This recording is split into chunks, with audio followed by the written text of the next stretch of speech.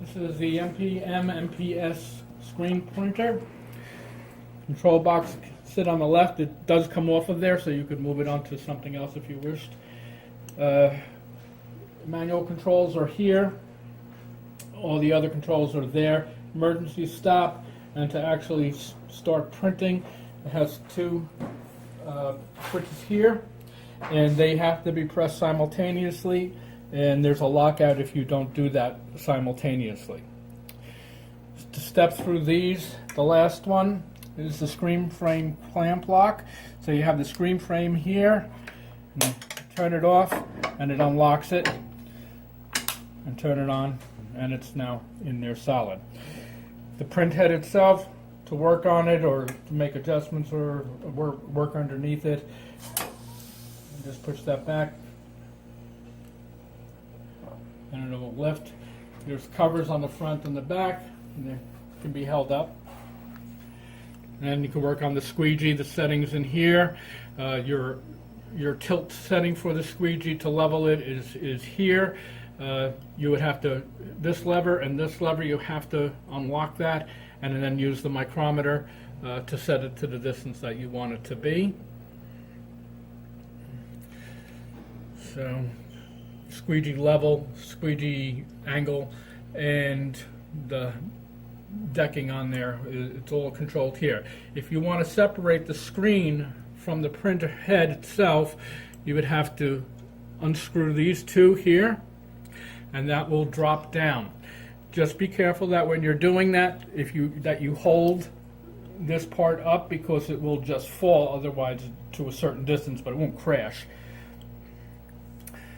If you're doing in setup to adjust your squeegee height, it won't work now because we're not in setup, but that's where you would turn your squeegee up or down when you're in setup.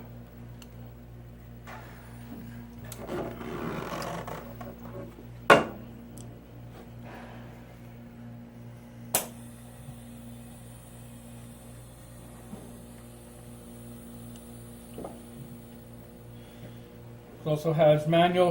If you're in manual mode, you can squeegee back and forth manually to do adjustments. And one thing to be aware of, that the air activation system, there's a lockout on here, that if this assembly is not fully returned, the air won't engage. So if you had an emergency or whatever, you would have to pull this manually out to make sure that the air restarts for the system. There's also on the platform here, I have to turn the vacuum on.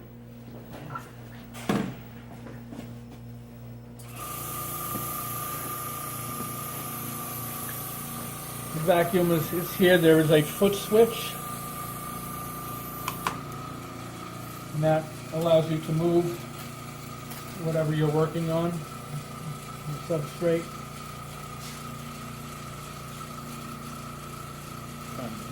Something in the picture here.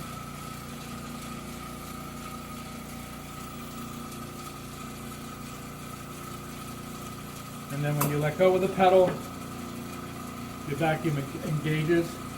As you can see here, we've got a Crosshair Generator with a split screen. You can either look at left, right, or split.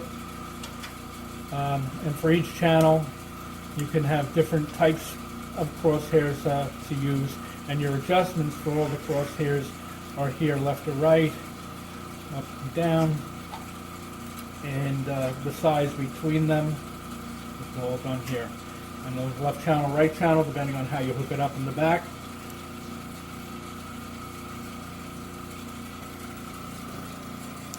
And once you have it all set up, you have your different choices here of contact print or off contact, print flood, your delays for your carriage return and squeegee up.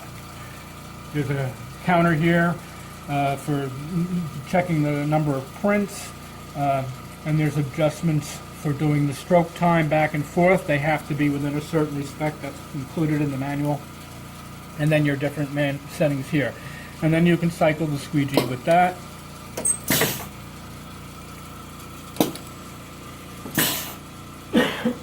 Again, it gives a full cycle. So if we go to single,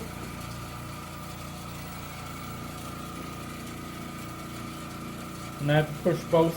I'm going to open this so you can see it move easier. Slides that carriage, push it slides forward, and it goes back. And it'll do that every single time in single. If you go to alternate,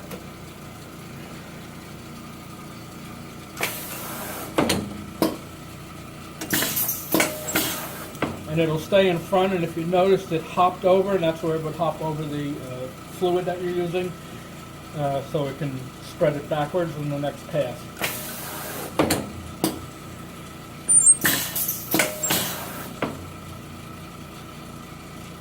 And then there's double.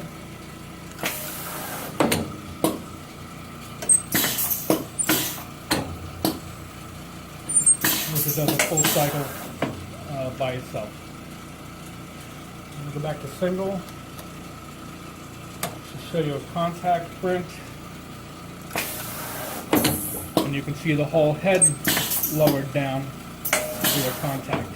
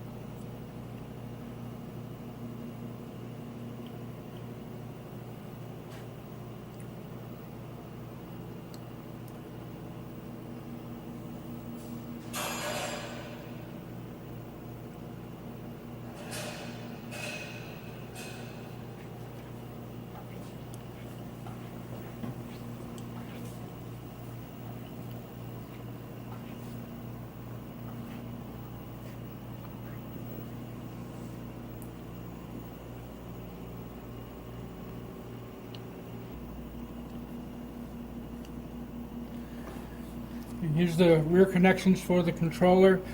Power is here, your vacuum. This is your foot switch pedal connection, and then the two that actually do communications to the valving in here.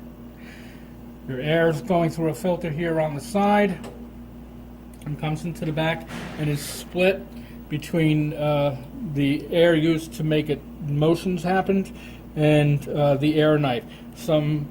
If you wanted to use just nitrogen for the air knife, then you could just separate these two and do it that way. Requires 80 psi, 115 volts. Your vacuum connection is here to a small vacuum pump.